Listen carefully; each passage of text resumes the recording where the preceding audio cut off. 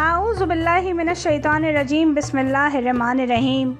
جب مصر کے بادشاہ نے لوگوں سے پوچھا یوسف کو کیوں قید کیا، لوگوں نے کہا عزیز مصر نے بے گناہ کو عورت کے بہتان پر قید کیا۔ یہ سن کر بادشاہ نے کہا اچھا اب عزیز مصر کو بلاؤ۔ جب عزیز مصر بادشاہ کے سامنے آیا، بادشاہ نے سوال کیا تم نے اس نیک مرد کو کس وجہ سے قید خانے میں ڈالا؟ کیا تم ناحق اللہ کے بندے کو اذیت دے رہے ہو؟ یہ بھی بتاؤ کہ تم نے اسے کہاں سے اور کیسے لیا؟ عزیز مصر نے مؤدبانہ عرض کی حضور میں نے اسے خریدا تھا، میں نے مالک بن زاخر سوداگر سے اس مرد خدا کو خریدا، میں نے اسے بیٹا بنایا، اپنے گھر کا مختار مقرر کیا، مجھے گمان ہوا کہ وہ میرے ساتھ خیانت کرے گا، اسی وجہ سے میں نے اسے قید خانے میں ڈالا۔ بادشاہ نے یہ سب سنا اور ساقی سے کہا یوسف کو عزت و احترام کے ساتھ میرے پاس لاؤ۔ ساقی حضرت یوسف علیہ السلام کے پاس گیا اور کہا بادشاہ نے تمہیں بلایا ہے۔ وہ سب باتیں بھی سنائی۔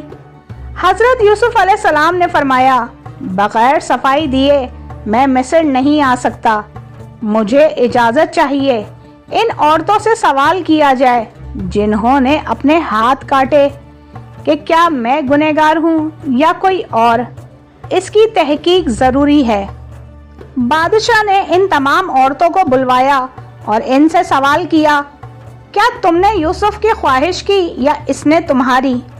عورتوں نے کہا ایسا حسن و جمال کبھی زندگی میں نہ دیکھا، ہم نے اسے دیکھا تو بے ہوش ہو گئی اور ہاتھ کاٹ لیے۔ یہ سچ ہے ہم نے اسے طلب کیا اور وہ بے گناہ تھا۔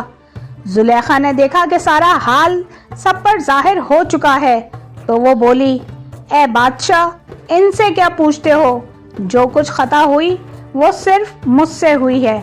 جو شخص فکر مند ہوتا ہے حاکم اس سے گواہی لیتا ہے، لیکن میں خود اقرار کرتی ہوں کہ یہ گناہ میرا ہے۔ یوسف علیہ السلام بے گناہ قید میں ڈالے گئے تھے، میرا عشق سچا ہے، آپ مجھ کو جو سزا دینا چاہیں دیجئے، میں سزاوار ہوں۔ زلیخا کی عاجزی سن کر لوگ حیران ہوئے اور رو پڑے۔ عزیز مصر نے سب حال دیکھا، زلیخا کو آزاد کر دیا۔ وہ خود بہت شرمندہ اور پشیمان ہو گیا، غم میں مبتلا رہا۔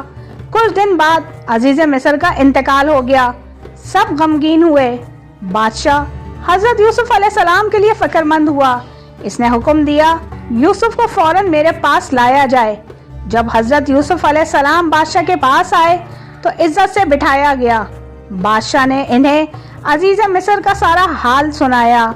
حضرت یوسف علیہ السلام نے فرمایا میں شرمندہ کرنے نہیں آیا، میں صرف اتنا چاہتا تھا کہ انہیں معلوم ہو جائے کہ میں بے قصور ہوں۔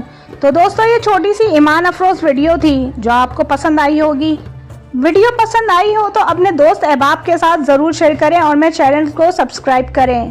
داستان یوسف ابھی جاری ہے۔